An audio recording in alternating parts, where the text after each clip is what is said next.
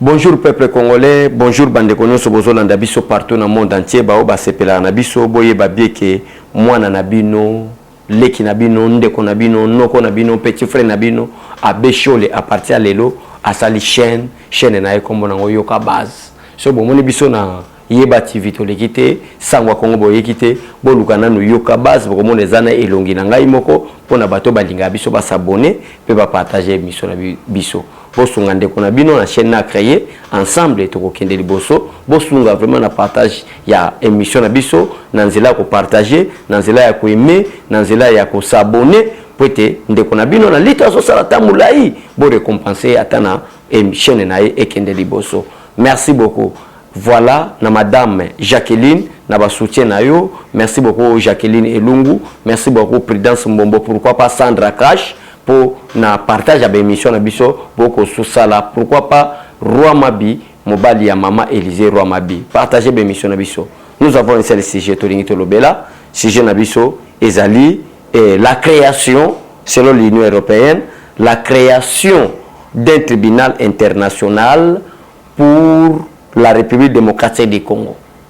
Un tribunal pénal international pour la République démocratique du Congo.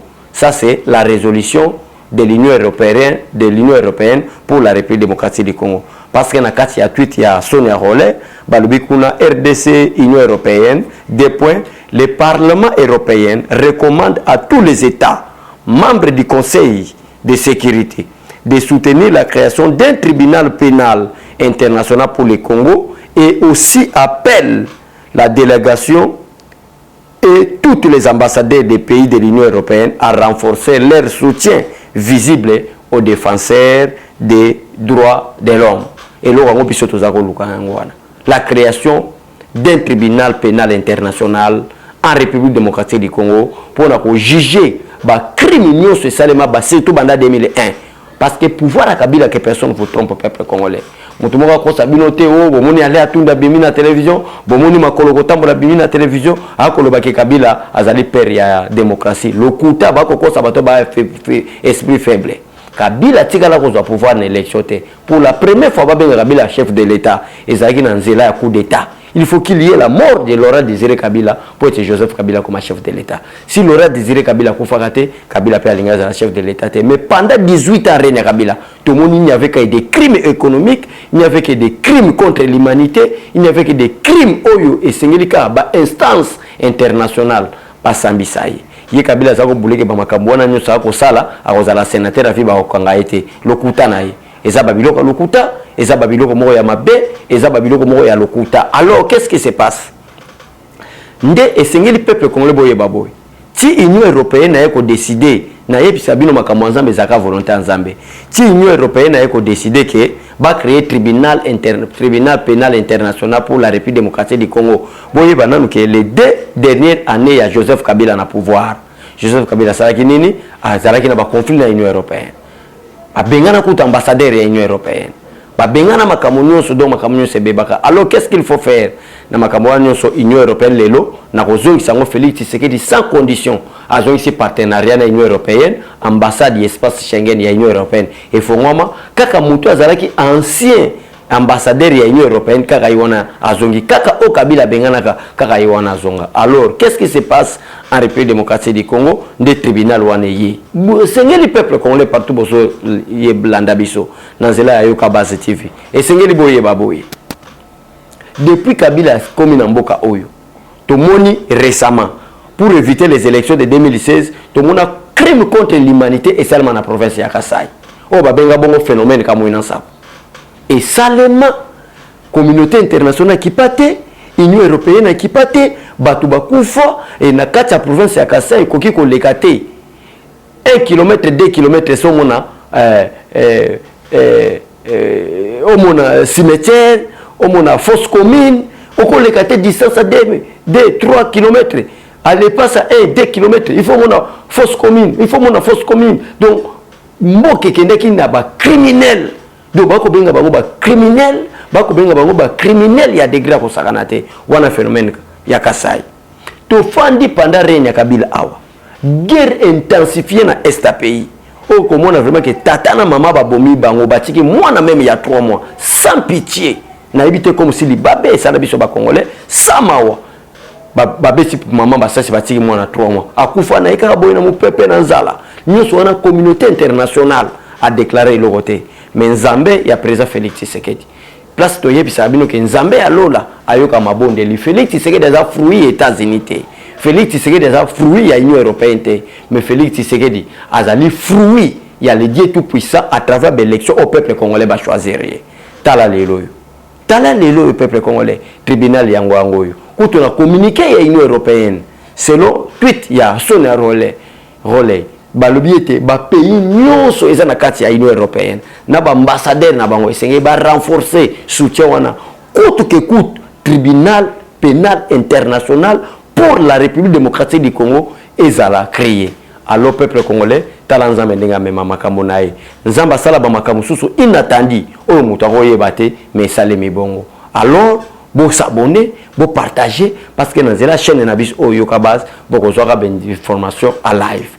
Voilà ezala la première étape, il y a information na biso pour être mboka na biso oyo bato baza ko réclamer oko salaboy yangwana même ezali ba raison et pousser Joseph Kabila mbangu na Sénat bobo sanate to sala ke mission moko na chaîne na biso ya Sangwa Congo o to lobaki était na kati mission to lobaki était madame Leila o azali représentant secrétaire général des Nations Unies ndakenda ko pousser Kabila makambo zana ko ya moto nazo yebisa bino peuple congolais bande konyo so boko landa biso boko partager be mission na biso na yoka base septembre ngo biso nazo yebisa bino que les mois de tous les enjeux politiques en République démocratique du Congo depuis 1960 jusqu'à ce jour du 15 septembre au 15 décembre il y aura des grands événements au kolega na mboka oyo boko fanda vraiment bomoni comme si c'est la sorcellerie politique. Ce n'est pas la sorcellerie politique mais c'est le temps de Dieu pour que peuple congolais o asekakala o ba papa na biso ba sepela tamuke de 60 à 65 à 5 ans